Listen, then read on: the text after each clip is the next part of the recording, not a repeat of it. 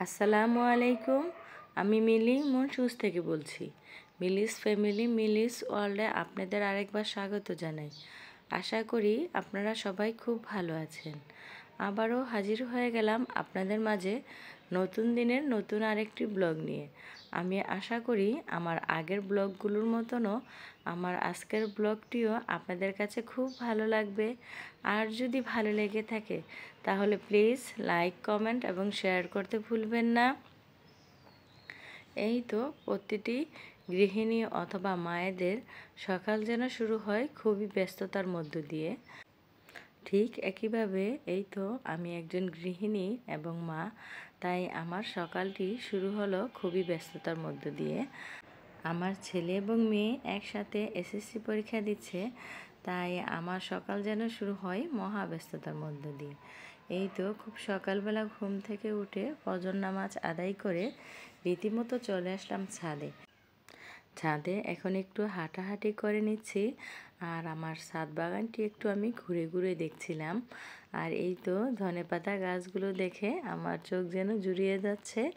আর হচ্ছে এখানে আমার বেলি ফুল গাছে খুব সুন্দর বেলি ফুল ফুটেছে। এই তো ছাদের সব গাছগুলো দেখাশোনা করে এবার আমি চলে আসলাম বাসায়। আর বাসায় এসে তো আমি খুবই ব্যস্ত হয়ে পড়লাম। বাসায় এসে প্রথমে আমি খুব সুন্দর করে বাসাটা গুছিয়ে নেওয়ার চেষ্টা করলাম। এই তো আমি এখন আমার ডাইনিং রুমের লুকটি আপনাদের দেখিয়ে দিচ্ছি। আর মোটামুটিভাবে আমি পুরো বাসাটা ক্লিন করে নিলাম। সকালবেলা খুবই ব্যস্ত থাকার কারণে সবগুলো কিন্তু আমি ক্যামেরায় বন্দি করতে পারছি না। এই তো এখন আমি চলে আসলাম রান্নাঘরে। এখন আমি আমার বাচ্চাদের জন্য নাস্তা তৈরি করে নিচ্ছি, কারণ সকালবেলা নাস্তা খাওয়াটা খুবই জরুরি। তাছাড়া আমার বাচ্চারা এই তো নাস্তা খেয়ে পরীক্ষা দিতে চলে যাবে। আজ আমার ছেলে এবং মেয়ে দুজনেরই একসাথে পরীক্ষা রয়েছে। আর এখন আমি রুটি বানিয়ে নিচ্ছি। রুটির সাথে একটি সবজি তরকারি রান্না করে নেব। আর আমার বাচ্চারা হচ্ছে সকালবেলা রুটি খেতে খুবই ভালোবাসে, মানে ভাত খেতে খুব একটা পছন্দ করে না। তাই এখন একটু রুটি করে নিচ্ছি। আর এই তো মানে চিকেন দিয়ে আর ডাল আর আলু দিয়ে আমি একটা সবজি তরকারি বানিয়ে নিচ্ছি। এই সবজি তরকারিটা ওরা খেতে খুবই ভালোবাসে। আর ওরা এখন খুব পড়াশোনা করছে, কারণ আর কিছুক্ষণ পরেই ওরা পরীক্ষা দিতে যাবে। ওদের যখন পরীক্ষার সময়টা ঘনিয়ে আসে তখন যেন আমার টেনশনটা খুবই বেড়ে যায়। আর টেনশন করেই বা কী হবে, তারপরও তো মানে মা বলে হচ্ছে কথা, টেনশন না করে পারি না।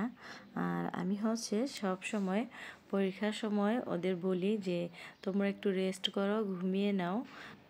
পরীক্ষার সময় মানে হচ্ছে যে পরীক্ষার দিন রাত্রে আর আমি ওদের রাত জেগে পড়াশোনা করতে নিষেধ করি। ওই দিন আমি বলি তোমরা একটু বইটা রিভিশন দিয়ে তারপর তাড়াতাড়ি ঘুমিয়ে পড়বে। আর ওই দিক দিয়ে তোমরা ফজর নামাজের সময় উঠে ফজর নামাজ আদায় করে পড়াশোনা করবে, তাহলে দেখবে যে পড়াটাও মনে থাকবে এবং মানে শরীরটাও ভালো থাকবে। আর পরীক্ষা দেওয়ার কিন্তু মূল বিষয় হচ্ছে যেন মানে শারীরিকভাবে সুস্থ থাকে। পরীক্ষার আগের দিন যদি মানে বাচ্চারা রাত জেগে পড়াশোনা করে তাহলে কিন্তু পরীক্ষার দিন সকালে মানে শরীরটা একটু দুর্বল দুর্বল লাগবে এবং অসুস্থ মনে হবে। তাই ওই দিন আর রাত জেগে পড়ার কোনো দরকার নেই। আর এই তো কথা বলতে বলতে এখানে আমি সকালবেলার নাস্তাটাও কিন্তু তৈরি করে নিচ্ছি। আমার চিকেনটা হয়ে গেছে, এখন আমি চিকেনে একটু মানে যাকে বলে বাগার, আমি একটু পেঁয়াজ দিয়ে বাগার দিয়ে নিচ্ছি।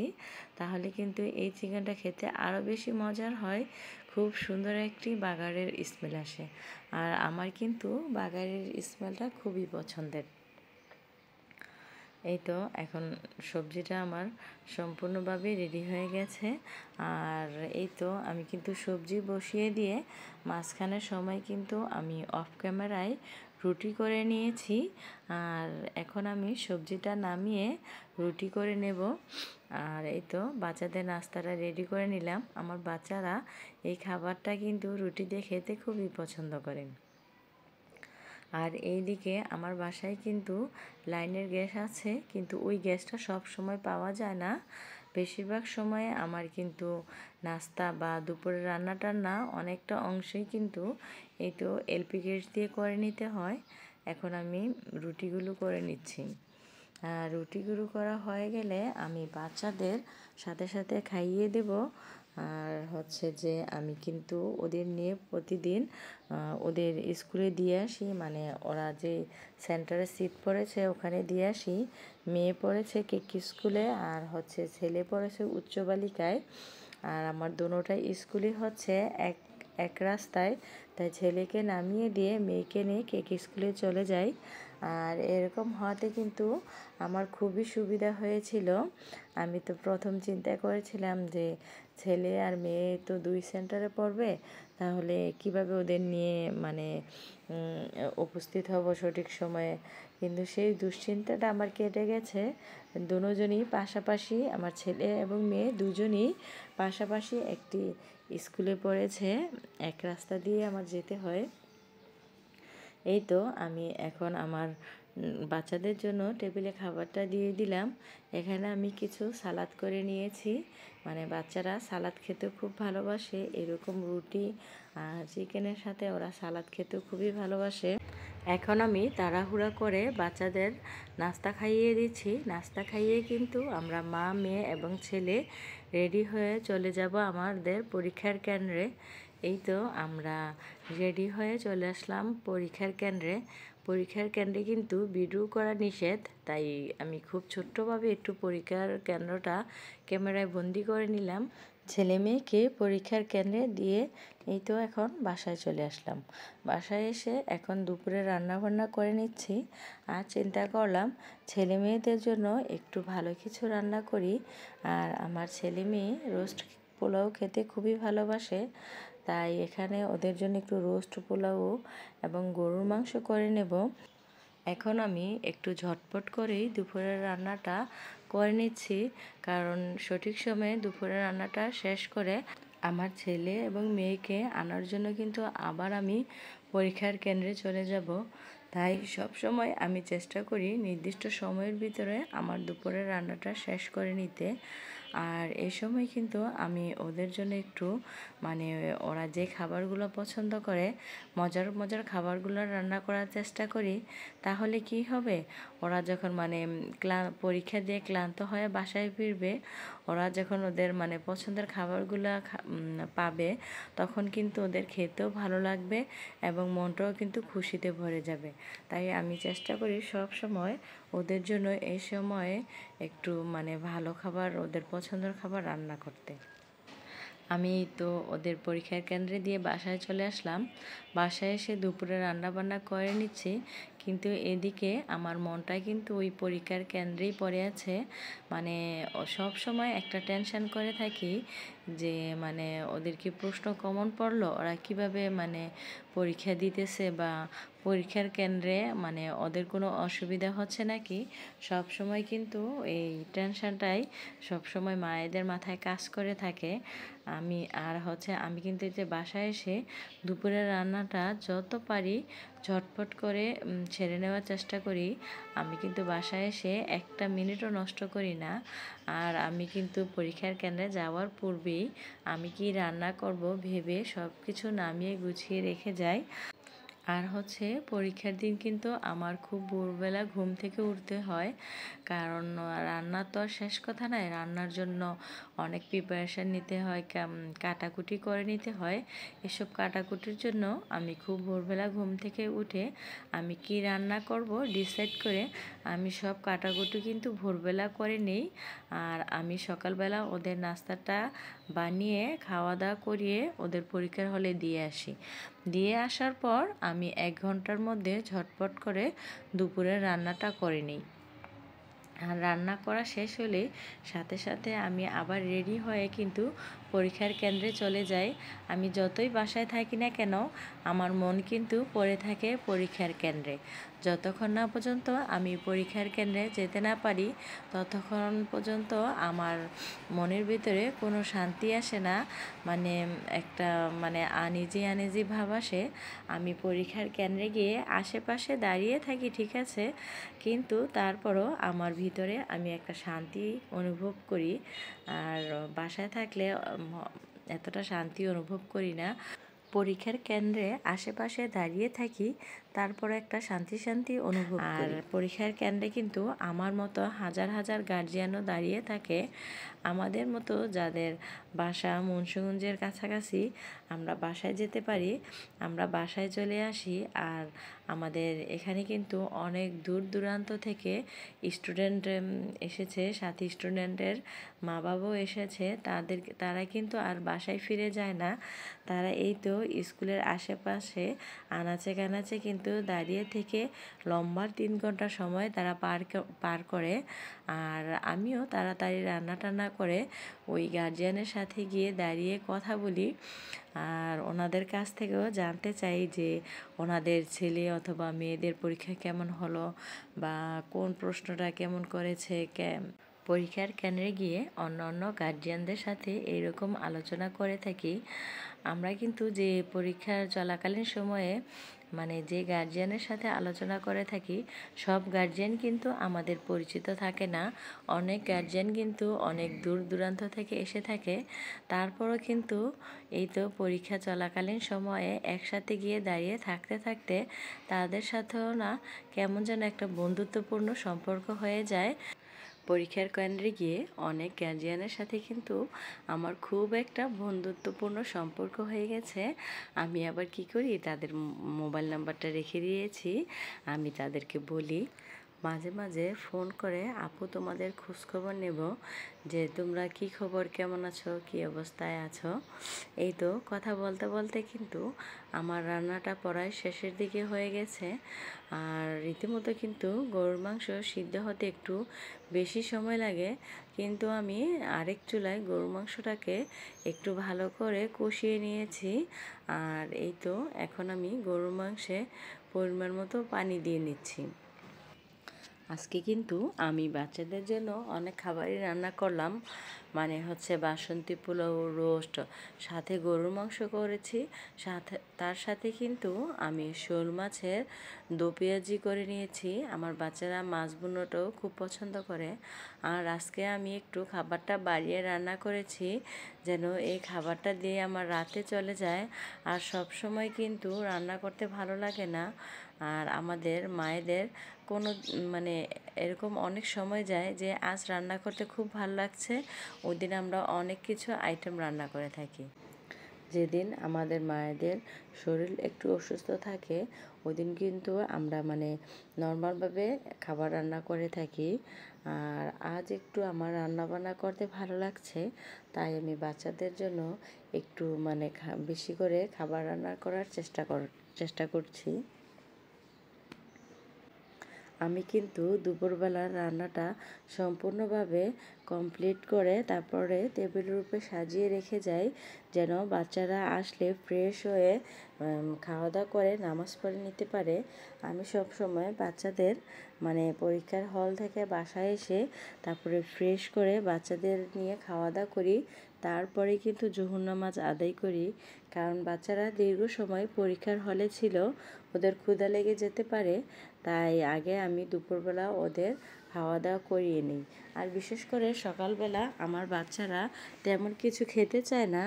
এই তো শুধু রুটি আর সবজি তরকারি এরকম যাই রান্না করি, হালকা পাতলা করে একটু খেয়ে নেয়। এতে করে দেখা যায় যে ওরা যে দীর্ঘ সময় ধরে পরীক্ষার কেন্দ্রে পরীক্ষা দেয়, এতে করে দুপুরবেলা ওদের ক্ষুধা লেগে যায় খুব তাড়াতাড়ি। তাই আমি ওদের বাসায় নিয়ে সাথে সাথে খাবারটা দেওয়ার চেষ্টা করি। আজ ওদের জন্য আমি গরুর মাংসটা রান্না করলাম খুব কম মশলা দিয়ে। এইভাবে আমার হাতের গরুর মাংসটা ওরা খেতে খুবই পছন্দ করে। আমি কিন্তু আজকে গরুর মাংসটা রান্না করেছি সামান্য পরিমাণে মশলা দিয়ে।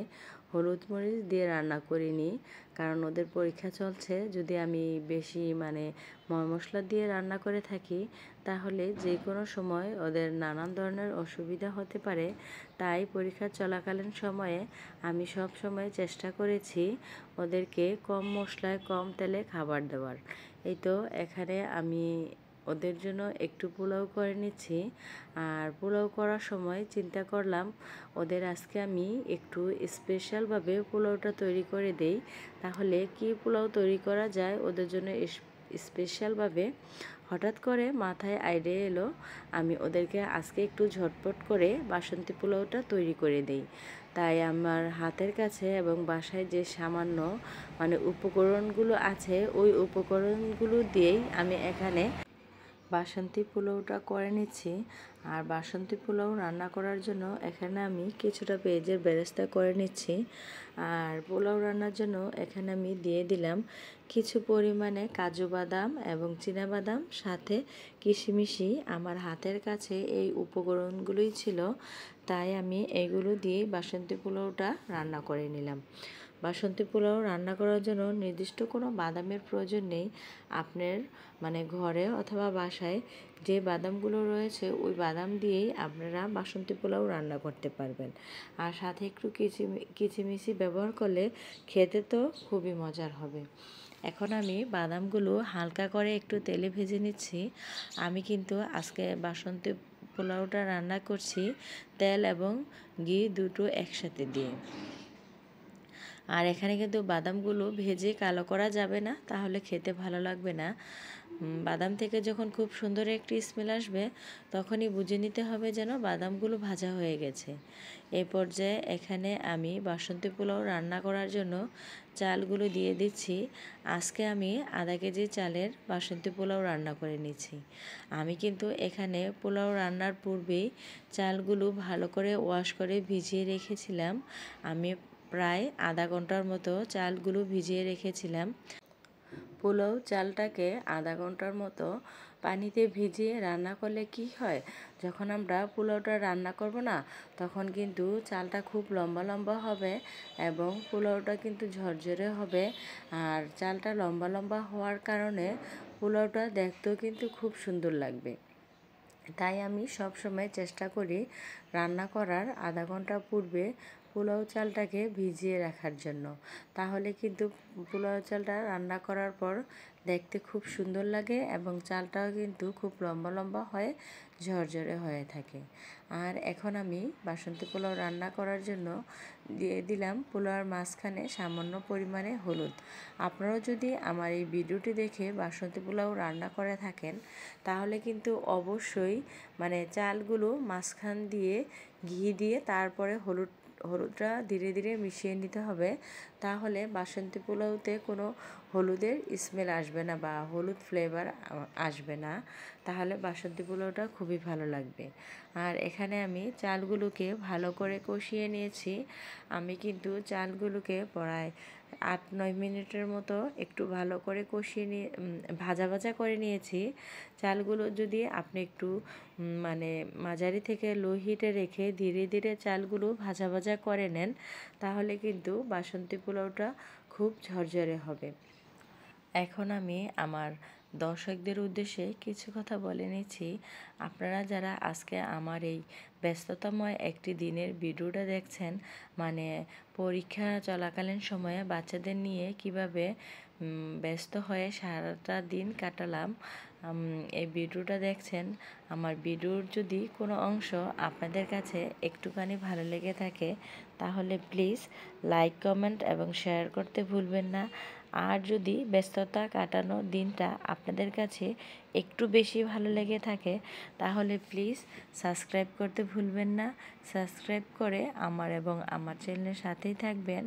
আর আমি কিন্তু আমার ভিডিওতে সব সময় দেখানোর চেষ্টা করি যে কিভাবে আমি আমার বাচ্চাদের নিয়ে সুন্দর করে একটি দিন কাটালাম এবং বাচ্চাদের জন্য ভালো মন্দ কী রান্না করলাম এইগুলো নিয়েই আমি কিন্তু খুব সুন্দর করে একটি ভিডিও বানানোর আমি চেষ্টা করি। আমি জানি না আমার ভিডিও কার কাছে কতটুকু ভালো লেগে থাকে, কিন্তু আমি সব সময় চেষ্টা করে থাকি যেন আমি খুব সুন্দর করে একটি ভিডিও বানিয়ে আপনাদের মাঝে উপহার দিতে পারি। কিন্তু আমি জানি সবার সব কিছু পছন্দ হয় না, সবার পছন্দ তো আর এক না। আমার ভিডিওটি কারো কাছে খুব ভালো লাগতে পারে, আবার কারো কাছে ভালো নাও লাগতে পারে, কিন্তু আমি চেষ্টা করে থাকি সব সময় ভালো করে একটি ভিডিও আপনাদের মাঝে উপস্থাপনা করতে। আর যদি আপনাদের কারো আমার ভিডিওটি ভালো লেগে থাকে তাহলে প্লিজ একটি লাইক দিয়ে এবং সাবস্ক্রাইব করে আমার চ্যানেলের সাথেই থাকবেন। আপনাদের একটি লাইক আমার কাছে কিন্তু অনেক কিছু। এই তো অনেক কথা বলে নিলাম, অনেক কথা বলতে বলতে আমিও রান্নাটা শেষ করে নিলাম বাসন্তী পোলাওর মাধ্যমে।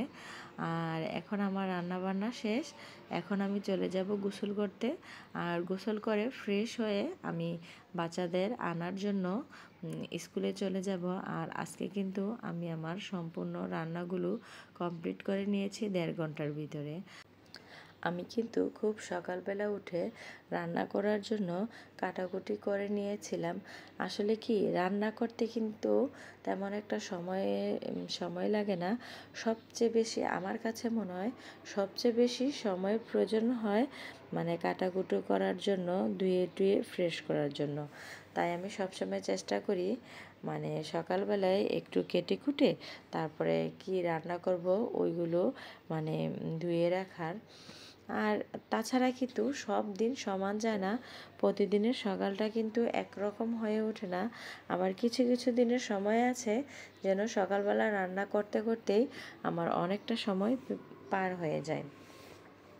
আমাদের গৃহিণী এবং মায়েদের কিন্তু প্রতিটা দিন একরকম হয় না। এই তো এখন আমি রান্না টান্না শেষ করে চলে গেলাম বাচ্চাদের স্কুলে আনার জন্য। মাঝখানের সময় কিন্তু আমি অনেক কাজ করে নিয়েছি অফ ক্যামেরায়। এখন আমি বাচ্চাদের কিন্তু স্কুল থেকে নিয়ে এসেছি। এখন আমি বাচ্চাদের ফ্রেশ করে ওদের খাবারটা দিয়ে দিচ্ছি। এখন কিন্তু দুপুর 2টার বেশি বেজে গেছে। আর ওরা সেই ভোরবেলা হালকা পাতলা একটু নাস্তা করে বের হয়ে গেছে। এই তো এখন আমি দুপুরবেলা খাবারের আয়োজনের মধ্য দিয়েই শেষ করে নিলাম আমার আজকের ব্যস্ততাময়ের একটি দিনের পর্ব। আবারও আপনাদের সাথে দেখা হবে নতুন কোনো একটি ব্যস্ততাময় দিন নিয়ে। সে পর্যন্ত সবাই ভালো থাকবেন, সুস্থ থাকবেন। আল্লাহ হাফেজ, আসসালামু আলাইকুম। আপনারা সবাই আমার ছেলে এবং মেয়ের জন্য দোয়া করবেন।